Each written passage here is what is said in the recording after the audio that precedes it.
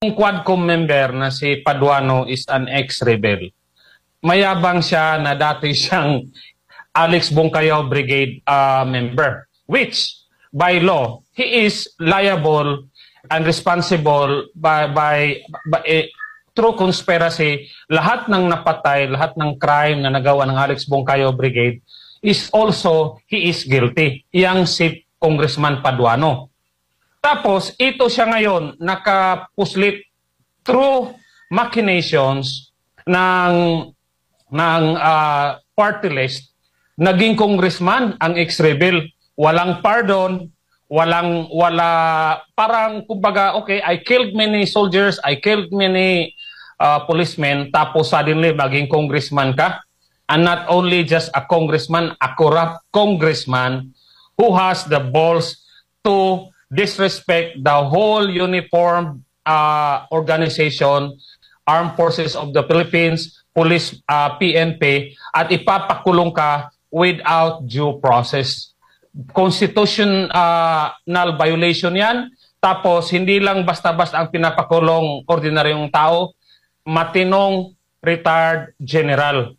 So, nagagalit ang mga Pilipino. Sabi ng mga kaibigan natin, mga kakilala natin, ano mang nangyari? Talaga bang walang kalaban-laban mga general natin? Binubuli lang ng ex-rebel?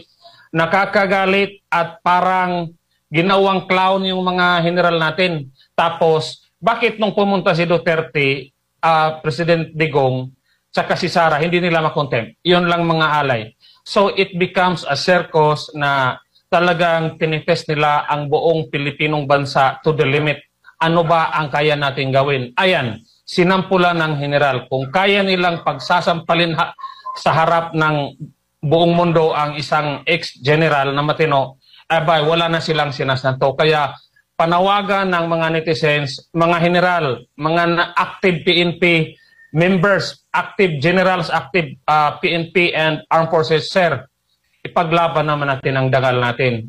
You are mandated by law to protect the people. But if you cannot protect your honor and dignity from an ex-rebel na questionably, ang alam ko may pending warrant of arrest yan, parang iniihian ang libingan ng mga hero natin. Sir, kumilos na tayo. Ginawa nila tayong mga clown, ginawa nila tayong parang pinaglalaroan lang tayo. Wala ba tayong magawa? Kaya nga binigyan ng Armed Forces at saka PNP ng mga armas dyan eh. Dahil they are the force supposedly. Tapos itong si Paduano ang yabang-yabang, ipapakulong ka lang ng walang due process. Ano nangyari sa courts natin? Yun ang sentiment ng mga Pilipino.